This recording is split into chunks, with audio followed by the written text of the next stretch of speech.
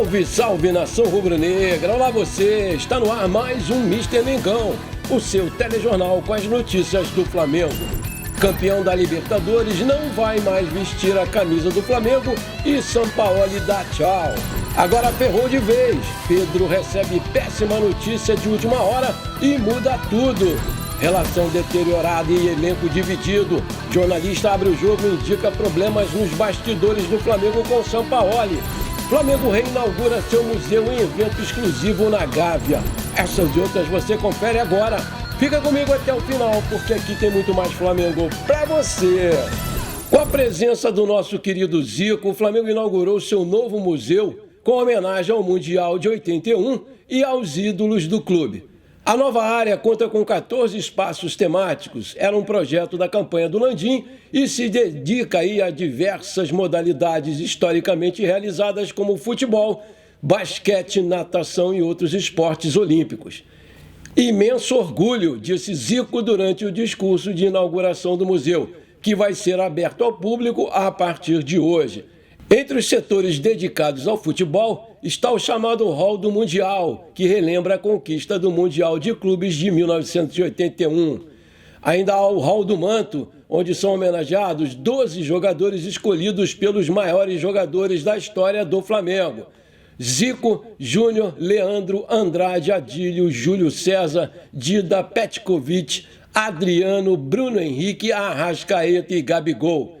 O investimento total do projeto foi de 23 milhões, sendo parte através de patrocinadores via Lei Municipal de Incentivo à Cultura, Lei Estadual de Incentivo à Cultura e Esportes e da Lei Rouanet. E a empresa que construiu o museu é a mesma que fez o da Inter de Milão, na Itália. O Flamengo destinou uma verba para a cerimônia e mirou uma atriz famosa rubro-negra, mas de acordo com o blog lá do Anselmo Góes do Globo, a atriz, cuja identidade não foi revelada, fez uma pedida altíssima para participar do evento. O Flamengo ofereceu cerca de 20 mil reais para ela ir apresentar, né, a cerimônia, e ela fez uma contraproposta que surpreendeu a todos. Isso porque ela pediu 120 mil reais para comandar a inauguração e o Flamengo, obviamente, não topou. De acordo com o clube, a área de visitação tem 1.200 metros quadrados e 400 peças, sendo 161 troféus entre os cerca de 8 mil conquistados pelo clube em todas as modalidades. A ideia do Flamengo é que quase 400 mil pessoas visitem o museu todos os anos. Da nova geração estiveram presentes Bruno Henrique e Arrascaeta. E nessa inauguração, o deputado estadual Pedro Paulo concedeu uma breve entrevista ao jornalista Gabriel Reis. Durante essa conversa, o deputado abordou alguns temas relevantes relacionados ao Flamengo, incluindo a viabilidade para a construção de um estádio, a possibilidade do Flamengo se tornar uma sociedade anônima do futebol, a SAF, e os fatores que faltam para a aprovação do projeto. Ao ser questionado se o Flamengo possui outras opções de terrenos para a construção do seu estádio, além do terreno do gasômetro, que ainda não foi totalmente descartado, o deputado respondeu, aspas, o que eu escutei da diretoria do Flamengo é que os olhos estão voltados mesmo para o gasômetro. O projeto principal sempre foi o gasômetro. No entanto, não tenho informações se a diretoria tem discutido outros projetos. Em todas as conversas que tive sobre a questão do estádio, o foco sempre foi no gasômetro e estou à disposição para intermediar as discussões com a Caixa Econômica Federal e a Prefeitura do Rio, pois esses dois atores são os essenciais para viabilizar esse projeto. O político ainda prosseguiu explicando os fatores centrais para a aprovação do projeto e como ele tem trabalhado para auxiliar o clube. Aspas, a Caixa Econômica Federal, dona do terreno, e a Prefeitura, por meio da legislação urbanística, tem um papel crucial para tornar o projeto viável economicamente e financeiramente, considerando que o terreno possui um alto valor imobiliário. Aquela área ela tem o maior potencial construtivo do perímetro do Porto Maravilha, e ainda mais valorizada com o projeto do Terminal Gentileza, que está sendo tocado pela Prefeitura. O Flamengo já apresentou um projeto muito bem estruturado e conta com o apoio da Caixa Econômica Federal, que é a proprietária do terreno, como eu já disse. É fundamental pois há benefícios mútuos nessa parceria. E, além disso, a Prefeitura também deve contribuir para que a equação do projeto seja adequada e torne-se viável, concluiu lá o Pedro Paulo. Volto a lembrar que o novo Museu do Mengão vai estar disponível para o público a partir de hoje. Vai ficar aberto diariamente de 10 às 18 horas, horário de Brasília, e vai custar R$ 80. Flamengo e Santos começaram a decidir a vaga na final do Campeonato Brasileiro Sub-20 nesta sexta-feira. Em partida realizada no estádio Bruno José Daniel, em Santo André, São Paulo, o Flamengo ganhou de virada por 2-1 no jogo válido pela ida da semifinal. Os gols do Flamengo foram marcados pela joia Lohan e pelo Pedrinho. No dia 12 de agosto, um sábado, o Flamengo volta a enfrentar o Santos agora na Gávea. O jogo vai acontecer às 11h30, horário de Brasília, e o vencedor vai pegar quem passar de Palmeiras e Corinthians. Esses dois jogos aí de Palmeiras e Corinthians vão ser realizados no dia 6 e no dia 15 de agosto. Parabéns, garotada! Pra cima deles, Mengão! Maravilha! Se você está curtindo esse programa, então não esquece, manda abraço agora no like para fortalecer o nosso canal. Não custa nada, é de graça, me ajuda aí. E se você ainda não é inscrito, me dá essa moral, me dá essa força, aperta o botão inscrever-se, aperta o sininho ali, pronto. Simples assim, você me ajudou demais, valeu! Agora ferrou de vez, Pedro recebe péssima notícia de última hora e muda tudo. O Pedro vai ter que lidar com outro grande problema agora, só que dessa vez na justiça. Isso porque o pedreiro Márcio Aleixo sofreu uma queda durante o trabalho que estava realizando na casa do jogador e entrou com um processo contra ele na justiça. O profissional contou que foi contratado pelo Pedro e seus pais para realizar uma obra na residência. Durante o trabalho, o pedreiro caiu de uma altura de 4 metros e desmaiou. De acordo com informações do portal O Globo, o Márcio Aleixo alega que sofreu uma lesão na coluna e que vem sofrendo com dores, o que acaba impedindo que ele continue a trabalhar. O profissional ainda revelou que não recebeu nenhum suporte material do atacante e por isso pede uma indenização por danos morais no valor de R$100 mil. O caso está sendo julgado na 3ª Vara Civil de Bangu. E por falar em Pedro, na situação dele, cada dia que passa vem ganhando mais um novo capítulo. Após comunicar ao presidente Rodolfo Landim que não tem mais desejo de permanecer no clube e que quer ser vendido, foi noticiado na imprensa espanhola que o Benfica de Portugal estaria de olho no jogador. Ontem, na inauguração do Museu do Flamengo, numa entrevista, o Landim falou sobre a situação do Pedro em sair do clube. Segundo ele, é muito simples, basta o Benfica, clube que está questionando aí a possível saída dele, pagar a multa rescisória do jogador, que é de 100 milhões de euros, e fazer um bom contrato com ele.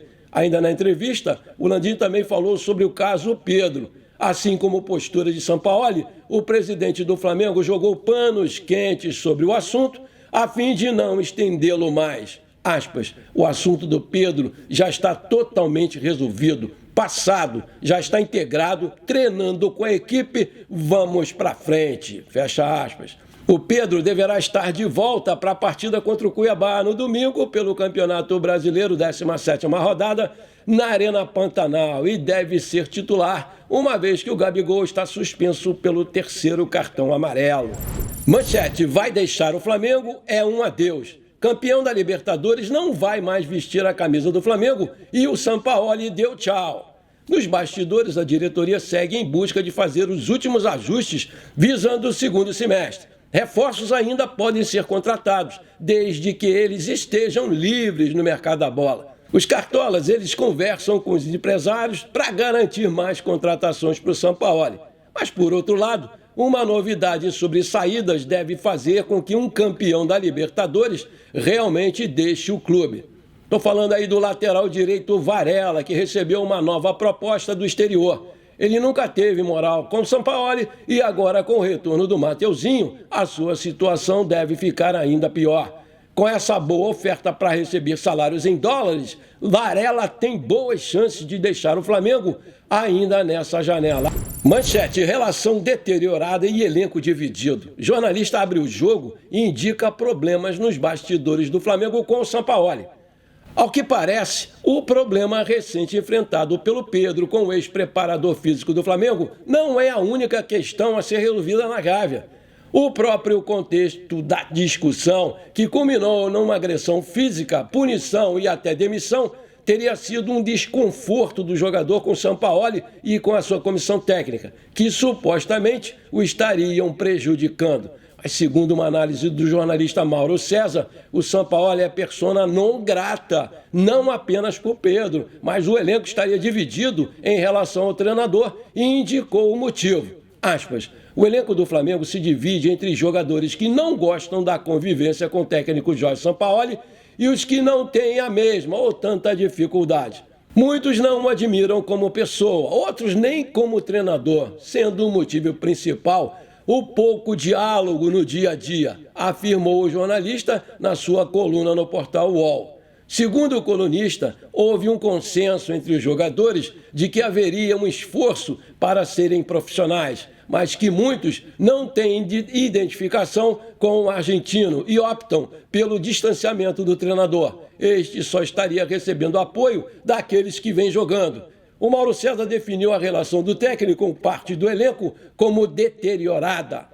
Aspas, e a questão não se limita a Pedro, porque Varela, Rodrigo Caio e Pablo são outros exemplos. Foram colocados de lado sem qualquer satisfação. Obviamente, há quem se doa por eles e a relação antes muito difícil, ultimamente piorou no trato com parte do grupo de atletas, mas também há quem não tenha de que reclamar, especialmente entre aqueles que estão jogando. O abraço do Bruno Henrique, por exemplo, no Sampaoli, depois do gol da vitória sobre o Olímpia, reforça essa tese, porque ele vem sendo titular sempre que possível com o treinador. Ainda segundo Mauro César, alguns jogadores veem limitações no Sampaoli. O jornalista que ainda questionou qual seria a expectativa dos atletas sobre o perfil do treinador ideal para a equipe. Mas qual o perfil de treinadores os insatisfeitos com o argentino Sampaoli preferem? Rogério Ceni tinha um ótimo entendimento com a maioria, mas ninguém o defendeu quando foi demitido na calada da madrugada, tampouco se viu grande apoio ao Dorival Júnior, que de estilo oposto ao atual técnico quando teve o seu contrato não renovado. Todo mundo ficou caladinho. O Mauro César ainda concluiu que o Flamengo é refém do seu próprio elenco. Aspas, se a diretoria escolheu o Jorge Sampaoli, ciente de que esse é o estilo que agora deseja, depois das experiências com treinadores mais políticos, mais amiguinhos, mais paternalistas, agora vai ter que seguir em frente, pois caso contrário, nenhuma reformulação vai deixar de fazer o Flamengo um refém de parte do seu elenco. Aí eu te pergunto, você acha que o Mauro César está certo nessa crítica? Coloca aí. Antes de terminar o nosso programa de hoje, conforme eu prometi, eu quero mandar aquele abraço para minha galera que está sempre aqui comigo. Vamos lá. Alô, Ezequiel Sena. Alô, flamenguistas da Zona Norte de Manaus. Aquele abração para vocês, meus queridos. Alô, Jades Alves. Alô, torcida do Flamengo de Niquelândia, em Goiás. Aquele abração para vocês, meus queridos. Alô, Titico Flazico. Alô, galera do Flamengo de Ingazeiras, no Ceará. Aquele abração para vocês, meus queridos. Alô, Luiz Farias. Alô, flamenguistas de Arapiraca, em Alagoas. Aquele abração para vocês, meus queridos. Alô, Edivan Gomes. Alô, torcida do Flamengo de Brasília, no bairro Chaparral. Aquele abração para vocês, meus queridos. Alô, Elcio. Alô, flamenguistas de Campo dos Goitacazes, no Rio de Janeiro. Aquele abração para vocês, meus queridos. Alô, minha amiga Terezinha de Jesus. Alô, Nicole da Cruz, sua netinha. Alô, torcida do Flamengo de Uruçanga. Aquele abração para vocês, meus queridos. Tamo junto! Bom, por enquanto foi isso. Eu espero que você tenha gostado do nosso programa de hoje. Não esqueça de deixar aquele like maneiro, de comentar e de compartilhar com seus amigos e parentes flamenguistas, porque isso aí com certeza vai ajudar demais o nosso crescimento no YouTube. Um forte abraço para você que ficou comigo até aqui. Muito obrigado e pra cima deles, Mengão!